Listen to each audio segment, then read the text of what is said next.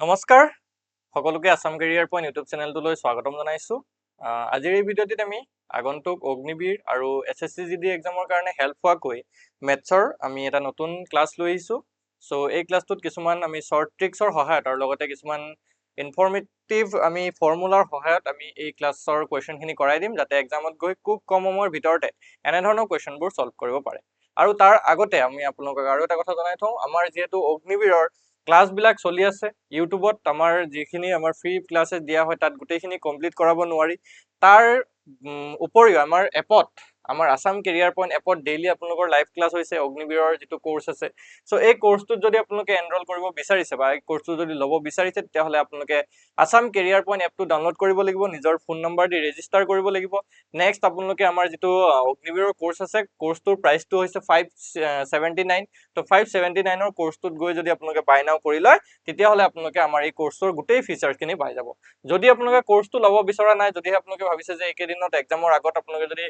PDF file পঢ়ি যদি আপোনালোকে ভাবিছে এক্সাম দিবলৈ যাম, তেতিয়াহ'লে এই PDF ফাইল যিটো আছে, এই PDF ফাইলৰ সম্পূৰ্ণ কুৱেশ্যনখিনি আপোনালোকে পাই যাব। ঠিক আছে, অগ্নিবীৰত যিখিনি ছাবজেক্ট আহে, ছায়েন্স, GK, মেথছ আৰু ৰিজনিং, চাৰিওটা ছাবজেক্টৰ সম্পূৰ্ণ PDF ফাইল আমি বনাইছোঁ। লগতে কি কি থাকিব ইয়াত, 15খন আৰ্হি প্ৰশ্ন কাকত অৰ্থাৎ model question paper, previous year question paper, লগতে গোটেইখিনি ফেচিলিটি আপোনালোকে 199 ৰুপিছত পাই যাব। অ'কে, যদি PDFটো আপোনালোকৰ লাগে, এইটো নাম্বাৰ দেখিছে, এই নাম্বাৰটোত একবাৰ হোৱাটছআপ কৰি দিলেই হ'ল। হোৱাটছআপ কৰি মেছেজ দি আপোনালোকে জনাই দিব যে অগ্নিবীৰৰ PDFটো আপোনালোকৰ লাগে। তো লগে লগে আপোনালোকে 199 ৰুপিজ পে'মেণ্ট কৰিব লাগিব QR কোডত, তেতিয়াহ'লে আপোনালোকে PDFটো পাই যাব। তাৰ লগতে যদিহে আপোনালোকে SSC GDৰ কাৰণে প্ৰস্তুতি চলাই আছে, SSC GDৰ যিটো PDF, সম্পূৰ্ণ PDFটো 199 ৰখা হৈছিলে, কিন্তু 199 নহয়, এইটো আপোনালোকে অনলি 99 ৰুপিছত পাই যাব। ঠিক আছে, 99 ৰুপিছত আপোনালোকে SSC GDৰ কাৰণে GK, মেথছ, যিটো আমাৰ ৰিজনিং আছে আৰু ইংলিছ, এই চাৰিওটা ছাবজেক্টৰ PDF ফাইল আপোনালোকে পাই যাব। আৰু এইখিনি সম্পূৰ্ণ কমন কুৱেশ্যনৰ PDF হয়। ঠিক আছে, সম্পূৰ্ণ কমন কুৱেশ্যনৰ PDF হয়। যদি আপোনালোকৰ প্ৰয়োজন হয়, এইটো আমাৰ নাম্বাৰ হয়, এই নাম্বাৰটোত এবাৰ হোৱাটছআপত মেছেজ কৰি আপোনালোকে PDFটোৰ সবিশেষ জানি ল'ব পাৰিব আৰু আপোনালোকে মাত্ৰ 99 ৰুপিছত PDFটো লৈ ল'ব পাৰিব। ঠিক আছে, আৰু তাৰ লগতে জনাই থওঁ, আমাৰ যিটো 49 ৰুপিছৰ মক টেষ্ট আছে, সেই মক টেষ্টটো যদি আপোনালোকে দিব বিচাৰে, কাৰণ SSC GD এক্সাম পালেহি, এক্সামত যদি আপোনালোকে বহিব বিচাৰে, তেতিয়াহ'লে আপোনালোকে এখন মক টেষ্ট দি চাওক, মাত্ৰ 49 টকা। 49 ৰুপিছত আপোনালোকে মক টেষ্টখন আপোনালোকে ট্ৰাই কৰিব পাৰে। ইয়াত কেইবাখনো মক টেষ্ট আপোনালোকে দিব পাৰিব। মক টেষ্টটো দি পিনে আপোনালোকে নিজকে আৰু ষ্ট্ৰং কৰিব পাৰিব, যে নিজকে আপোনালোকে ধৰিব পাৰিব যে এক্সামৰ কাৰণে কিমান প্ৰিপেৰেশ্যন হৈছে। তো মক টেষ্টখন যদি দিব বিচাৰে, এইটো এপত দিব পাৰিব। ঠিক আছে, এইটো হোৱাটছআপত নহয়, এইটো আপোনালোকে এপ ডাউনলোড কৰিব লাগিব। আসাম কেৰিয়াৰ পইণ্ট এপটো ডাউনলোড কৰি আপোনালোকে সম্পূৰ্ণ ডিটেইলছটো এপত পাই যাব। ঠিক আছে, এতিয়া আমি আগবাঢ়ো আজি ক্লাছৰ কুৱেশ্যনখিনি লৈ। ঠিক আছে, আগবাঢ়ি দিওঁ আমি কুৱেশ্যনখিনি লৈ। তো ফাৰ্ষ্ট কুৱেশ্যনটোত কি দিছে আমি যদি চাওঁ, the sum of the first 3 numbers out of 6 consecutive natural numbers is 27. Find the sum of the last 3 numbers. ছটা ক্ৰমিক স্বাভাৱিক সংখ্যাৰ প্ৰথম তিনিটাৰ যোগফল 27, তেতিয়াহ'লে শেষৰ তিনিটাৰ যোগফল কিমান হ'ব উলিয়াব দিছে। ছটা ক্ৰমিক স্বাভাৱিক সংখ্যা বুলি কৈছে। এতিয়া ক্ৰমিক স্বাভাৱিক সংখ্যা বুলি ক'লে আমি কি বুজি পাওঁ, সেইটো প্ৰথমতে আমি জানিব লাগিব। ক্ৰমিক বুলি ক'লে কি, এটাৰ পিছত এটা, এটাৰ পিছত এটা, মানে কি, এটা যদি 1 হয়, তাৰপিছতো 2, তাৰপিছতো 3, 4, 5, 6, এনেকুৱা ধৰণৰ। এটা যদি আমি 10 ধৰিছো, নেক্সটটো হ'ব 11, নেক্সটটো 12, নেক্সটটো 13, তাৰপিছত 14, তাৰপিছতে কি হ'ব 15। এনেধৰণৰ হৈছে ক্ৰমিক স্বাভাৱিক সংখ্যাবিলাক। ঠিক আছে, এতিয়া আমিতো ইয়াত নাজানো কি হ'ব, চ' আমি ক্ৰমিক সংখ্যাবিলাকক কি ধৰি ল'ম, এটাক ধৰি ল'ম x। ঠিক আছে, এটা হ'ল x, নেক্সটটো তেতিয়া কি হ'ব, নেক্সটটো হ'ব 1, x plus 1, তাৰ পিছৰটো হ'ব x plus 2, তাৰ পিছৰটো হ'ব x plus 3, নেক্সটটো হ'ব x plus 4, আৰু নেক্সটটো হ'ব x plus 5। অ'কে, এইকেইটা হৈছে ক্ৰমিক ছটা স্বাভাৱিক সংখ্যা। এতিয়া নেক্সট লাইনত কৈছে প্ৰথম তিনিটাৰ যোগফল 27, মানে কি, প্ৰথম তিনিটা হৈছে এইকেইটা, এইটো, এইটো আৰু এইটো, এই তিনিটাৰ যোগফল কিমান হয়, 27 হয়। মানে কি, x plus 1 plus x plus 2, আৰু ইয়াৰ ভেলুটো কিমান হয়, 27। অ'কে, এতিয়া যদি আমি ইয়াৰ যোগফলটো উলিয়াই x ৰ মান উলিয়াবলৈ যাওঁ, x তিনিটা আছে, 3x হ'ব, প্লাছ 1 আৰু 2 আছে, 3 হ'ব, ইজুকেল 27। অ'কে, তেতিয়া তিনিটো যদি আমি সমান চিহ্ন সিফালে যাওঁ, মাইনাছ হ'ব, 3x ইজুকেল 27 মাইনাছ 3, আৰু 27ৰ পৰা 3 গ'লে কিমান হয়, 24। 3x ৰ ভেলু কিমান হৈ যাবগে, 24 হৈ যাব। চ' x ৰ মান কিমান হ'ব, x ৰ ভেলু কিমান হ'ব, x ইজুকেল 24/3, 24/3 মানে কিমান, 8। ওকে x ৰ ভ্যালু কি হৈ গলগে 8 হৈ গলগে এতিয়া আমি যদি ভালদৰে চাও x ৰ ভ্যালু যদি 8 হয় x ৰ মান যদি 8 হয় এটো হৈ গলগে 8 এটো হৈ যাব 8 কে 9 এটো হ'ব 8 দুয়ে 10 এটো 11 এটো 12 আৰু এটো হৈ যাব 13 এতিয়া হদিছিল আমাৰ হেখৰ তিনিটাৰ যোগফল তো হেখৰ তিনিটা আছিল এইকিটা 11 12 আৰু 13 আৰু এই তিনিটা যদি আমি যোগ কৰি দিও কিমান হ'ব 11 12 হৈ গলগে 23 23 13 36 36 হ'ব আমাৰ answer okay 36 option A is the right answer option কি হৈ যাবগে এ টু শুদ্ধ উত্তৰ হৈ যাবগে এতিয়া আমি বুজি পাইছো সকলে যদি কিবা ডাউট থাকে তেতিয়া হলে আমাৰ কমেন্টত জনাবলৈ নাপাহৰিব কাৰণ আপোনালোকৰ ডাউট যদি থাকি যায় তেতিয়া হলে এক্সামত কিন্তু বহুত প্ৰবলেম হ'ব সো আমি প্ৰত্যেকটো ডাউট ক্লিয়াৰ কৰি যাব লাগিব ওকে আগবাঢ়ো আমি নেক্সট কোৱেশ্চনটোলে আগবাঢ়ো 2 নম্বৰ question The sum of 5 consecutive odd number is 235 which is the middle odd number কি কৈছে ভালকে যদি আমি চাও পাঁচটা ক্ৰমিক অযুগ্ম সংখ্যাৰ যোগফল বুলি কৈছে 235 ক্ৰমিক অযুগ্ম সংখ্যা কেনেকুৱা ধৰণৰ হয় এটা যদি 1 হয় তাৰ পিছতো 3 তাৰ পিছতে 5 তাৰপা 7 9 এনে ধৰণৰ ক্ৰমিক অযুগ্ম সংখ্যা আছে হলনে এটা যদি 5 হয় নেক্সটটো কি হ'ব 7 নেক্সটটো 9 নেক্সটটো 11 এনেকে ধৰণে আগবাঢ়ি থাকিব ওকে সো এইবিলাক হৈছে ক্ৰমিক অযুগ্ম সংখ্যা এতিয়া এটাক যদি আমি x ধৰো x যদি ধৰো নেক্সটটো আমি x + 1 লিখিম নেকি যদি আমি এটো x + 1 বুলি কও তেতিয়া ভুল হ'ব কেলে কাৰণ x টোৰ ভ্যালুৰ লগত যদি আমি 1 প্লাস কৰো তেতিয়া এটো অযুগ্ম হৈ নাথাকে সাপোজ লেটস সাপোজ x ক যদি আমি 3 ধৰিছো তেতিয়া এটো 3 + 1 3 + 1 মানে কিমান 4 হৈ যাব যেটো অযুগ্ম নহয় সো আমি যদি এটাক x ধৰিছো তেতিয়া কি ধৰিম এটা যদি x ধৰো নেক্সট হ'ব x + 2 ওকে তে পাঁচটা বুলি কৈছে তো x x + 2 x + 4 x + 6 and x + 8 এইকিটা হল আৰু এইকিটাৰ যোগফল 235 বুলি কৈছে আমাক মানে কি বুলি কব পাৰো আমি x + x + 2 + x + 4 + x + 6 + x + 8 আৰু ইয়াৰ ভ্যালুটো কি হয় 235 ওকে 235 এতিয়া যদি আমি যোগ কৰি দিও 1 2 3 4 5টা 5x + 2 4 6 6 12 12 8 20 = 235 হল 235 যদি আমি হেফালে 20 টো হেফালে গলে মাইনাস তো 5x = কি হ'ব 235 - 20 আৰু 235 20 গলে কিমান 215 হ'ব 5x ৰ ভ্যালু কিমান হৈ গলগে 215 সো x ৰ মান কিমান হৈ যাব x ৰ মান কিমান হ'ব 215 / 5 হল 5 যদি কাটি দিও 5 4 গুণ 20 হল এফালে 1 থাকিলে 15 5 3 গুণ 15 43 হৈ যাব আমাৰ হেৰি ভ্যালুটো x ৰ ভ্যালুটো এতিয়া x ৰ ভ্যালু যদি 40 হয় আমাক কি হৈছিল মাজৰ অযুগ্ম সংখ্যাটো কোনটো হ'ব মাজৰ অযুগ্ম সংখ্যা কোনটো হয় ইয়াৰ ভিতৰত এটো প্ৰথম এটো দ্বিতীয় এটো তৃতীয় এটো চতুৰ্থ এটো পঞ্চম মাজৰটো এটো হ'ব মানে কি 43 + 4 43 + 4 কৰিলে কিমান হয় 47 47 is the right answer option A option A টোৱে হৈ যাব কাৰেক্ট আনসাৰ ওকে বুজি পাইছে সকলোৱে এটোৱে আছিল কনসেপ্টটো এতিয়া আমি আগবাঢ়ো নেক্সট কোৱেশ্চনটোলে যদি আমি আগবাঢ়ো কি দি আছে ইয়াত if the sum of squares of 3 consecutive natural number is 110 what is the smallest number যদি তিনিটা ক্ৰমাগত অৰ্থাৎ ক্ৰমিক স্বাভাৱিক সংখ্যাৰ বৰ্গৰ যোগফল 110 দিয়া আছে এবাৰ বৰ্গ বুলি কৈছে ক্ৰমিক স্বাভাৱিক সংখ্যা বুলি ক'লে ধৰা 1 2 3 ইহতৰ বৰ্গ কৰি যদি আমি দিও 1 স্কয়াৰ + 2 স্কয়াৰ + 3 স্কয়াৰ এনে ধৰণৰ কৈছে ওকে এইটা হৈছে ক্ৰমিক স্বাভাৱিক সংখ্যাৰ বৰ্গ ওকে এতিয়া ইয়াত কৈছে বৰ্গকেইটাৰ যোগফল 110 তেতিয়া হলে সৰু সংখ্যাটো কোনটো হ'ব উলিয়াব দিছিলে লেটস সাপোজ আমি এটা সংখ্যাক ধৰিছো x নেক্সট টো তেতিয়া কি হ'ব x + 1 নেক্সট টো কি হ'ব তেতিয়া x + 2 হ'ব ওকে এতিয়া কোৱেশ্চন মতে কি according to question আমি যদি চাও x² + x + 1 whole square + x + 2 whole square = 110 okay 110 এতিয়া যদি আমি ইহতক a + b হোল স্কয়াৰ সূত্ৰত ভাঙি দিও আমি a + b হোল স্কয়াৰ সূত্ৰটো সকলোৱে জানো a + b হোল স্কয়াৰ সূত্ৰটো কি কয় a² + 2ab + b স্কয়াৰ এটো আছিল হয় না নহয় সো এটোক যদি ভাঙো আমি x² জগত x² থাকক x² + 2x + 1 নেক্সট ইয়াক যদি ভাঙো x² + 2 * 4 4x + 2 স্কয়াৰ কৰিলে 4 = 110 হল এতিয়া যদি আমি চাও ইয়াতে x² এটা দুটা তিনটা তো এটো হৈ যাব 3x²। ইয়াতে যদি আমি চাও 2x 4x 2x and 4x = 6x plus ইয়াতে যদি চাও 1 ইয়াতে যদি চাও 4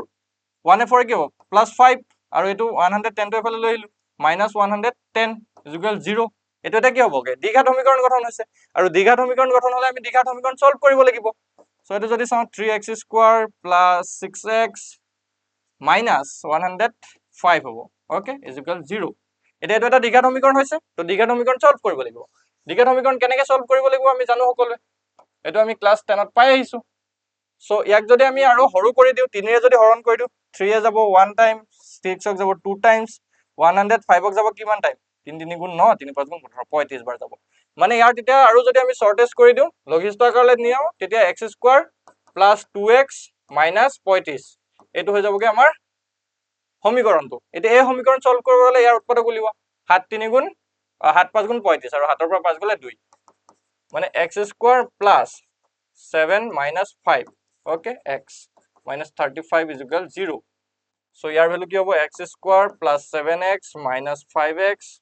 minus 35 is equal 0 so x plus 7 minus 5 x plus 7 is equal 0 so ইয়াত কি হ'ব x minus 5 আৰু এটা হ'ব x plus 7 is equal to 0 ঠিক আছে তো x ৰ ভ্যালু কি ওলা লাগে এটা ওলালে 5 আৰু x ৰ ভ্যালু এটা ওলালে -7 ওকে এটা -7 তো আমাৰ হ'ব নোৱাৰে কাৰণ ক্ৰমিক স্বাভাৱিক সংখ্যা বুলি কৈছে হয় নহয় স্বাভাৱিক সংখ্যা মাইনাসত কেতিয়াও নাথাকে সো x ৰ ভ্যালু কি হ'বগে 5 হ'বগে x ৰ ভ্যালু যদি 5 হয় সৰু সংখ্যাটো আমাক খুদিছিলে তো সৰু সংখ্যাটো x এ আছিল 5 is the right answer option D A হৈ যাবগে শুদ্ধ উত্তৰ তো এটো এটা স্ক্ৰিনশ্বট আপোনালোকে লৈ লওক যদি গোটেই বস্তুটো বিচাৰে এতিয়া এইখিনিত আমি দ্বিঘাত সমীকৰণটো প্ৰথমতে গঠন কৰিছো তাৰ পিছত দ্বিঘাত সমীকৰণটো আমি সলভ কৰি দিছো ওকে x ৰ ভ্যালু ওলাইছে এবাৰ -7 আৰু এটা ওলাইছে 5 তো মাইনাসত ওলাব নোৱাৰে কাৰণ ইয়াত আমাক স্বাভাৱিক সংখ্যা বুলি কৈছে বুজি পাইছে সকলে সো এটো আছিল কোৱেশ্চনটো ঠিক আছে আগবাঢ়ো আমি নেক্সট কোৱেশ্চনটোলে নেক্সট কোৱেশ্চনত কি কৈছে two numbers are in the ratio 1:5 and their product is 320 find their sum দুটা সংখ্যাৰ অনুপাত যদি 1:5 হয় আৰু ইহঁতৰ গুণফল 320 তেতিয়া হলে যোগফল কিমান হ'ব সেই সংখ্যা দুটাৰ তো আমাক কি দি আছে অনুপাতটো 1:5 দি আছে হলনে সো এটা সংখ্যাক আমি x বুলি ধৰি লৈছো 1 ৰ ভ্যালু 1x আৰু 5 ৰ ভ্যালুটো আমি 5x বুলি ধৰি লৈছো ঠিক আছে এটা সংখ্যা কি এটা x আৰু এটা সংখ্যা 5x আৰু ইহঁতৰ গুণফল 320 গুণফল বুলি কলে কি বুলি বুজি পাও পূৰণফল মানে কি x into 5x is equal 320 হৈছে তে যদি আমি x ৰ ভ্যালু উলিয়াবলৈ যাও এটা হ'ব 5x স্কয়াৰ is equal 320 হ'ব ইয়াত যদি আমি x স্কয়াৰ ভ্যালু উলিয়াবলৈ যাও এতিয়া তো এটো হ'বগে 320/5 পাঁচে যদি কাটো 5 6 গুণ 30 এফালে 5 6 গুণ 20 64 তো x সমান কি হ'ব √64 নহব জানো আৰু √64 ভ্যালু আমি সকলো জানো 8 তো আমি x ৰ মান কিমান পাই গলো x ৰ মান পাই গলো আমি 8 এতিয়া আমাক সুধিছিলে যে সংখ্যা দুটাৰ যোগফল কিমান তো যোগফল উলিয়াবৰ কাৰণে কি কৰিব লাগিব সংখ্যা দুটা উলিয়াব লাগিব প্ৰথমতে তো সংখ্যা দুটা কি হ'ব এটা আছিল x x ৰ ভ্যালু আমি 8 পাইছো এটা আছিল 5x তো 5 * 8 8 5 গুণ কিমান 40 তে 40 আৰু 8 যোগ কৰি দিয়া 40 আৰু 8 যদি আমি যোগ কৰি দিও 48 অপচন ডি অপচন কি হ'ব ডি টো হৈ যাবগে আমাৰ শুদ্ধ উত্তৰ ঠিক আছে option D is the right answer okay আগবাঢ়ো নেক্সট কোৱেশ্চনটোলে নেক্সট কোৱেশ্চনত কি দিছে আমাক the ratio of the three angles of a triangle is 2:3:7 what is the largest angle এটা ত্ৰিভুজৰ তিনটা কোণৰ অনুপাত আমাক দিয়া আছে 2:3:7 আটাইতকৈ ডাঙৰ কোণটো কিমান হ'ব উলিয়াব দিছে আটাইতকৈ ডাঙৰ কোণটো কিমান হ'ব 280 ডিগ্ৰী নে 210 ডিগ্ৰী নে 140 ডিগ্ৰী নে 105 ডিগ্ৰী তো কি হ'ব কাৰেক্ট আনসাৰ এতিয়া আমি যদি চাও ত্ৰিভুজৰ তিনটা কোণ ত্ৰিভুজৰ যদি আমি এটা যিকোনো ত্ৰিভুজ আকো ত্ৰিভুজৰ যদি তিনটা কোণ যোগ কৰি দিও a b c angle a plus angle b plus angle c যদি আমি কৰো সদায় 180 ডিগ্ৰী ওলাই এই কথাটো আমি সকলোৱে জানিব লাগিব আৰু এটো অলৰেডি বহুতে জানে যে a b c তিনটা এংগল যদি আমি প্লাস কৰি দিও 180 ডিগ্ৰী ওলাই লাগিলে হি জি ত্ৰিভুজে নহক কিয় ওকে সো এই কনসেপ্টটো লৈ আমি আগবাঢ়িম তো আমাৰ অনুপাতটো কি দি আছে অনুপাতটো দি আছে 2:3:4 দি আছে সো এটা এংগলক আমি 2x বুলি ধৰিছো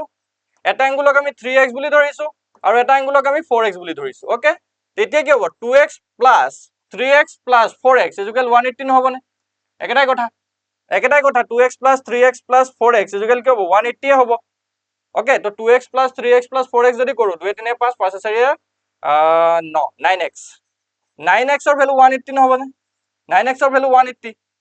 হল তো 9x ৰ ভ্যালু যদি 180 ওকে এক সেকেন্ড ইয়াতে আমাৰ 2:3:7 দি আছে ওকে তো 2:3:7 আছে এটো 7 ধৰিব লাগিব 7x হ'ব তো হাতে দিনে 10 10 এ 12 হ'ব তো 12x 12x is equal 180 তো x ৰ ভ্যালু কি হ'ব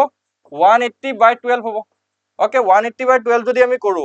12 * 12 হল 12 এগুণ 12 যদি কৰো 6 গাল 5 12 60 15 তো x ৰ ভ্যালু কিমান হৈ গল আমাৰ 15 x ৰ ভ্যালু কিমান পাইছো আমি what is the value of x x is equal 15 degree এতিয়া আমাক সুধিছিলে ডাঙৰ কোনটো কি আটাইতকৈ ডাঙৰ কোনটো আছিল 7x ওকে আটাইতকৈ ডাঙৰ কোনটো আছিল 7x তো 7 ইনটু কি হ'ব 15 7 5 গুণ 35 ৰ পৰা চুকলে তুমি 7 গুণ 7 নিয়ে 105 105 degree is the right answer option D okay option D is the right answer বুজি পাইছে সকলোৱে option D টো হৈ যাব শুদ্ধ উত্তৰ next 6 নম্বৰ question কি কৈছে in triangle ABC if angle A plus B is equal 108 degree and angle B plus C is equal 130 degree find angle C ABC যদি A আৰু B কোণটোৰ যোগফল 108 ডিগ্ৰী হয় আৰু B আৰু C কোণটোৰ যোগফল যদি 130 ডিগ্ৰী হয় তেতিয়াহলে C এংগলটোৰ মান কিমান হ'ব C এংগলটোৰ মানটো কিমান হ'ব আমাক উলিয়াব দিছে এতিয়া একটা কনসেপ্ট আমি যদি চাও ট্রায়াঙ্গল এটাত তিনটা কোণ থাকিব হয়নে A B C যদি থাকে A plus B plus C কি হয় A plus B plus C যদি এংগল কৰো তেতিয়া কি হ'ব 180 ডিগ্ৰী হ'ব 180 ডিগ্ৰী হয় আমি জানো সকলোৱে ওকে সো এই কনসেপ্টটো লৈ যদি আমি যাও ইয়াত যদি আমি যাও angle A plus angle B plus angle C is equal 180 degree হয় না নহয় এটা A plus B ইয়াত তো অলরেডি দিয়া হৈছে A plus B 108 degree তো ইয়াত ডাইরেক্ট আমি 108 degree বহুৱাই দিছো ওকে এটা কি বহুৱাই দিছো আমি 108 degree okay 108 degree plus C okay is equal 180 degree এটা সিম্পল 108 টো ইফালে লৈ যাওক মাইনাস হৈ যাবগে তো C এর ভ্যালু কি হ'ব এংগল C এর ভ্যালু হ'ব 180 minus 108 এটা যদি মাইনাস কৰো 10 হাত গল থাকিল 2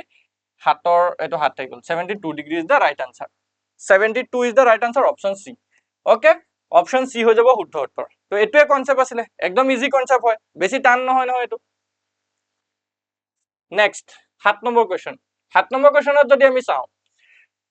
if 12 men can finish a work in 20 days then find the number of days required to complete the same work by 15 men যদি 12 জন পুৰুষে বা মানুহে এটা কাম 20 দিনত সম্পূৰ্ণ কৰিব পাৰে তেন্তে 15 জন মানুহে একেটা কাম কৰিবলৈ কিমান দিনৰ সময় প্ৰয়োজন ল'ব ঠিক আছে কিমান দিন সময় লাগিব এতিয়া কি কৈছে 12 জন মানুহে যদি কৰে কিমান দিনত শেষ কৰে 20 দিনত 12 জনে কিমান দিনত শেষ কৰে 20 দিনত শেষ কৰে ওকে আমি যদি এজনে কৰে কিমান দিনত শেষ হ'ব কামটো যদি এজনে কৰিব লগিয়া হয় ওকে তো কামটো যদি এজনে কৰিব লগা হয় কিমান দিনৰ প্ৰয়োজন হ'ব 12 পূৰণ 20 হ'ব 12 পূৰণ 20 যিটোৰ ভ্যালু কি হ'ব 2 বাৰ 24 240 240 দিনৰ প্ৰয়োজন হ'ব না 240 দিনৰ প্ৰয়োজন হ'ব এতিয়া আমাক কৈছে 15 জন মানুহে যদি কামটো কৰে ওকে 15 জন মানুহে যদি কামটো কৰে তেতিয়াহলে কিমান দিন লাগিব তো 240 দিন আছিল মুঠ 240ক যদি আমি 15 হৰণ কৰি দিও তেতিয়া পাই যাম 240ক 15 যদি হৰণ কৰে এটো 16 দিন লাগিব okay option D is the right answer 16 দিন মানুহ 16 দিন লাগিব ঠিক আছে সম্পূৰ্ণ কামটো কৰিবলৈ 15 জন মানুহৰ কিমান দিন লাগিব 16 দিন লাগিব এটোই আছিল কোৱেশ্চনটো এতিয়া আমি আগবাঢ়ো আজি ক্লাছৰ শেষৰ কোৱেশ্চনটোলে লাষ্ট কোৱেশ্চন কি দিয়া আছে ভালকে চাওক if A can do a piece of work in 4 days B can do the same work in 8 days and C can do the same work in 12 days then working together how many days will take to complete the work যদি A এটা কাম কৰিবলৈ 4 দিন সময় লয় B এ যদি 8 দিন সময় লয় আৰু C এ যদি একেটা কাম 12 দিনত সম্পূৰ্ণ কৰিব পাৰে তেতিয়াহলে A B C তিনিওজন যদি একেলগে কামটো কৰে তেতিয়াহলে কিমান দিন লাগিব ওকে আমাক কি কৈছে A B and C তিনজন ব্যক্তি আছে A কিমান দিন লয় 4 দিন লয় B এ লয় 8 দিন C এ লয় 12 দিন okay so first of all আমি কি কৰিম আমাৰ যেটো ইহঁতৰ কাম কৰাৰ দিনকিটা দিছে ইহঁতৰ LCM উলিয়াম ওকে ইহঁতৰ কি উলিয়াম আমি প্ৰথমতে LCM উলিয়াম মানে 4 8 আৰু 12 ৰ LCM যদি আমি উলিয়াবলৈ চাও 4 8 আৰু 12 2 এ কৰিলে 2 2 গুণ 4 2 4 গুণ 8 2 6 গুণ 12 আকৌ যদি 2 এ কৰিলো 2 2 গুণ 2 2 গুণ 4 2 3 গুণ 6 2 গুণ 4 4 গুণ 12 3 12 এক সেকেন্ড 2 গুণ 4 4 গুণ 8 3 গুণ 24 24 হ'ব LCM এতিয়া LCM আমি পাই গলো যদি আমি LCM পালো ইহঁতৰ আমি এফিচিয়েন্সি উলিয়াম এফিচিয়েন্সি মানে কি কাম কৰাৰ ক্ষমতা ওকে যেটো এফিচিয়েন্সি বুলি কোৱা হয় মানে এটা এফিচিয়েন্সি কেনেকৈ উলিয়াম এটো হৈছে মুঠ কাম ঠিক আছে এটো হৈছে মুঠ কাম যেটো LCM থাকিব হেটো হৈছে মুঠ কাম তো এফিচিয়েন্সি উলিয়াবৰ কাৰণে যেটো ইহঁতৰ কাম কৰাৰ দিন দিয়া আছিল হেটোৱে মুঠ কামটো হৰণ কৰিলে হ'ল 4 এ 24 হৰণ কৰিলে 6 বাৰ যাব 8 এ 24 হৰণ কৰিলে 4 বাৰ যাব এক সেকেন্ড 3 বাৰ যাব 8 3 গুণ 24 12 এ হৰণ কৰিলে 24ক দুবাৰ যাব মানে এৰ কাম কৰাৰ ক্ষমতা হেটো 6 বি এৰ কাম কৰাৰ ক্ষমতা 3 আৰু সি এৰ কাম কৰাৰ ক্ষমতা 2 এতিয়া আমাক উলিয়াব দিছিলে যে তিনিজনে যদি একেলগে কাম কৰে তিনজনে যদি একেলগে কাম কৰে ওপৰত আমি মুঠ কামটোক ৰাখিম মানে 24ক ওপৰত ৰাখিম তলত কি কৰিম এ বি আৰু চিৰ এফিচিয়েঞ্চি কেইটা যোগ কৰি দিম মানে 6 যোগ 3 যোগ 2 কৰি দিম তো 6 × 9 10 11 তো 24/11 হ'ব 24/11 যদি আমি কৰো 11 দুবাৰ গলে 22 22 দুবাৰ যাব আৰু তলত ওপৰত থাকিব 22 23 24 2 11 okay option B is the right answer option কি হৈ যাবগে বি টো শুদ্ধতৰ হৈ যাবগে তো আজি ক্লাছটোত আমি এইখিনি কোৱেশ্চন চালো যদি আপোনালোকৰ ক্লাছ কোৱেশ্চনখিনি ভাল লাগি থাকে তেতিয়াহলে লাইক এটা কৰি দিব যদি কিবা বুজি নাপায় তেতিয়াহলে কমেন্টত জনাব আমি আনসাৰখিনি আকৌ আপোনালোকক কৰি দিম নেক্সট ক্লাছত সুন্দৰভাৱে আমি বুজাবলৈ চেষ্টা কৰিম যদিহে আপোনালোকৰ এছএছসিৰ পিডিএফ লাগে বা অগ্নিবীৰৰ কোৰ্সটো ল'ব বিচাৰিছে বা অগ্নিবীৰৰ পিডিএফ ল'ব বিচাৰিছে তেতিয়াহলে তলত আপোনালোকৰ নাম্বাৰটো ঘূৰি আছে সেই নাম্বাৰটোত আমাক এবাৰ হোৱাটছএপত মেছেজ কৰিব বা ডাইৰেক্ট কল কৰিও আপোনালোকে সবিশেষ জানি ল'ব পাৰিব ঠিক আছে তো আজি ক্লাছটো চোৱাৰ বাবে ধন্যবাদ